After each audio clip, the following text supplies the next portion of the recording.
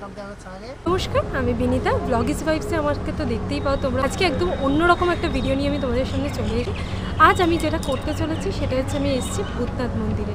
মহাকালেশ্বর অর্থাৎ উজ্জৈন মহাকালেশ্বর মন্দিরে যেভাবে জ্বলন্ত চিতার ভস্ম দিয়ে মহাদেবের আরতি করা, সেই রকমই আমাদের কলকাতাতেও আছে এক মন্দির যেখানে মহাদেবের প্রতিষ্ঠিত আছে মহাদেব, আর সেটি হচ্ছে ভূতনাথ মন্দির।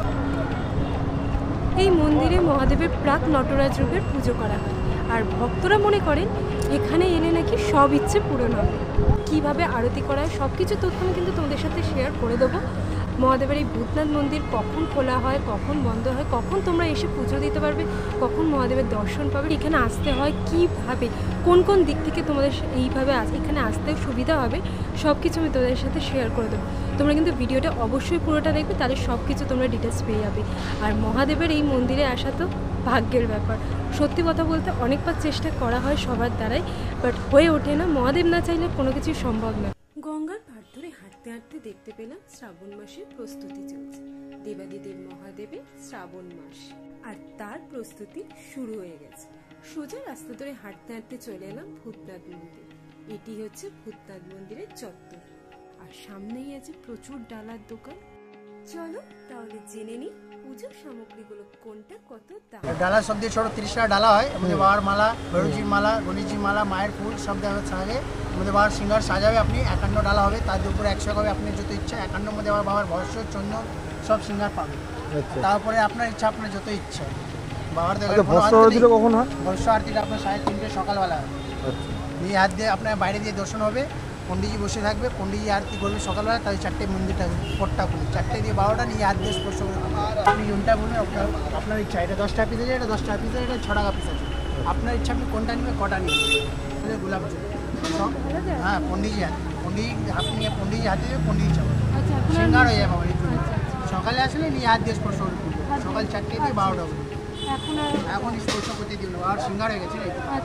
চলো তাহলে মহাদেবের নামে কপালে তিলক পড়তে পড়তে তোমাদের এই মন্দিরের ব্যাপারে কিছু তথ্য দিই। সমগ্র মহাজগতের অধিকর্তা দেবাদিদেব মহাদেবের সারা দেশ জুড়ে রয়েছে তার অসংখ্য জাগ্রত মন্দির। ঠিক তেমনই কলকাতার আহিরিটলা নিমতলা এলাকার গঙ্গার তীরে মহাদেবের এক জাগ্রত মন্দির আছে, নাম শ্রী ভূতনাথ মন্দির। 300 বছরেরও পুরনো এই মন্দিরটি প্রাচীন নিমতলা শ্মশানের কাছে অবস্থিত হওয়ায় এখানে দেবাদিদেবকে ভস্যধারী রূপে পুজো করা হয়। তাই প্রচলিত আছে নিয়মানুসারে শ্মশানের ভস্য দিয়েই হবে মহাদেবের আরতি। এবার তোমাদের মন্দিরের সময়সূচি জানিয়ে দিই। ভোর 4টের সময় খোলা হয় এই মন্দির। তারপর মঙ্গল আরতির পর সকাল 6টায় ভস্য আরতি, অর্থাৎ জ্বলন্ত চিতার ছাই দিয়ে হয় বাবার আরতি। তারপর ভক্তরা নিজ হাতে বাবার মাথায় জল ঢেলে পুজো দিতে পারে। এরপর দুপুর 12:30টায় বাবাকে পুরি, হালুয়া আর ক্ষীর সহযোগে ভোগ দেওয়া হয়। বাবার বিশ্রামের জন্য বিকেল 4:30টা অবধি বন্ধ থাকে মন্দির। 4:30টা থেকে 5টার মধ্যে পুনরায় মন্দির খোলা হয়। শৃঙ্গার হয়ে যাওয়ার জন্য বাবাকে নিজ হাতে আর পুজো দেওয়া যায় না, পুরোহিত দ্বারা জল ঢেলে পুজো দেওয়া যেতে পারে। আবার রাত 8টায় পুনরায় ভস্য আরতি হয়। সব শেষে রাত 10টায় মন্দির বন্ধের আগে গাঁজা এবং চিলম সহযোগে বাবাকে শয়নভোগ দেওয়া হয়। পুজোটা দেওয়া হয়ে গেছে, এখন ঠাকুরকে তোলা যায় না, ছোঁয়া যায় না এখন। তো আমরা পুজো দিয়েছি, ঠাকুরকে এখন সিঙ্গার করানো হয়ে গেছে, তার জন্য এখন মহাদেবকে ছোঁয়া যায় না। সকালবেলা এলে অবশ্যই ছোঁয়া যাবে। আবার আসবে সকালবেলা, আমি মহাদেবকে ছুঁয়ে প্রণাম করে জল ঢেলে দেখবো, জল ঢালবো, তার জন্য আমি আবার আসবো। আর মহাদেবের কাছে এসে শান্তি হয়ে গেছে, মন তো খুব ভালো হয়ে গেছে। হর হর মহাদেব। এখানে আছে ভূতনাথ মন্দির, আর তার ঠিক অপোজিটেই আছে বৈষ্ণবদেবী, তারা বৈষ্ণবদেবী মন্দির। এটা তার প্রবেশদ্বার, আর আমরা ঢুকিয়েছি প্রবেশদ্বার দিয়ে। এখানে মায়ের মূর্তি আছে।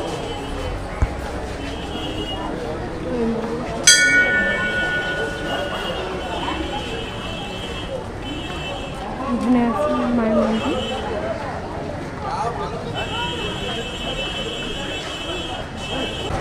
ভূতনাথ মন্দির, আর তার ঠিক পাশেই আছে কবিগুরু রবীন্দ্রনাথ ঠাকুরের সমাধি প্রাঙ্গণ। তো এই ভেতরে আমরা ঢুকে যাচ্ছি।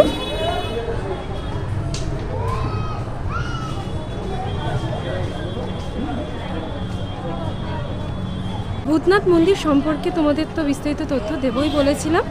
মন্দির প্রতিষ্ঠার ইতিহাস সম্পর্কে বিস্তারিত তথ্য এখনো অবধি পাওয়া যায়নি। আর এখানে লোকমুখে শোনা গেছে যে বারাণসীর এক অঘরী সাধু এই মন্দির প্রতিষ্ঠা করেছে। তা কতটা সঠিক আমরা জানি না, বাট লোকশ্রুতি অনুসারে এটাই। ঠিক এই সাইডেই আছে শ্মশান, এখানেই আছে চুল্লি, আর এইটা হচ্ছে সেই প্রাঙ্গণ, সেই একচালায় রবীন্দ্রনাথ ঠাকুরের সমাধি। এই দেখতে পাচ্ছ হাওড়া ব্রিজ, আর হাওড়া ব্রিজ কত সুন্দর লাগছে না আজকে সানসেটটা।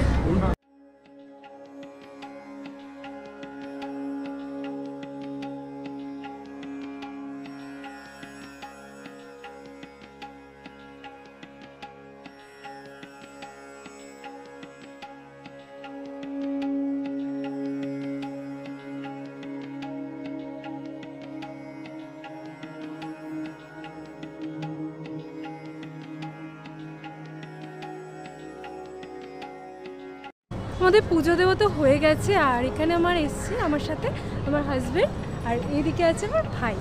তো আমরা তিনজন এসছি। হ্যাঁ, কীরকম তোমরা পুজো দিয়েছো এবার বলো। পুজো হয়েছে, আর আমরা আজকে মানে এখন তো মহাদেবকে ভেতরে ছোঁয়া যায় না, যে তোমরা বিকেলবেলা এসছি, এটা যদি সকালবেলা আসতো তাহলে মানে আসতাম, তাহলে আমরা মহাদেবকে ছুঁয়ে নিজের হাতে ফুল মিষ্টি সব কিছু দিয়ে জল দিয়ে আমরা পুজো দিতে পারতাম। এখন তো আমরা নিজের হাতে দিতে পারিনি, তো কোনো ব্যাপার না, আমরা আবার আসবো। কাছ থেকে ঠাকুরকে দেখতে পেয়েছি। এখন সিঙ্গার করা হয়ে গেছে, তার জন্য মহাদেবকে ছুঁতে দেওয়া হয় না বিকেলবেলা। তো আমরা পুজো দিয়েছি, ঠাকুরমশাইরা পুজো দিয়ে দিয়েছেন, ব্যাস। আমরা কেমন পুজো কেমন লাগলো, আমরা প্রথমবার এলাম, এই ফার্স্ট টাইম এলাম, আর বারবার আসবো এরপরে মহাদেবের। পুজো শেষের পরে সুন্দর সূর্যাস্ত দেখতে দেখতে একটু চা খেয়ে নিলাম। এবার চলো তোমাদেরকে নিয়ে যাচ্ছি মহাদেবের আরও এক প্রাচীন মন্দিরে, নাম দুর্গেশ্বর শিব মন্দির, যা মোটা মহাদেবের মন্দির নামে পরিচিত। নিমতলা অটো স্ট্যান্ডের কাছেই রয়েছে 16 নম্বর মোহাম্মদ রমজান লেন। ওই গলিতে প্রবেশ করলে দেখতে পাবেন বিশাল উঁচু ভাঙাচোরা এক আটচালা মন্দির। প্রায় 10 ফুট উচ্চতায় শিবলিঙ্গের মাথায় জল ঢালা বেলপাতা দেওয়া তো ভক্তদের পক্ষে অসম্ভব, তাই শিবলিঙ্গের ঠিক পাশেই রয়েছে একটি লোহা ও কাঠের তৈরি সিঁড়ি।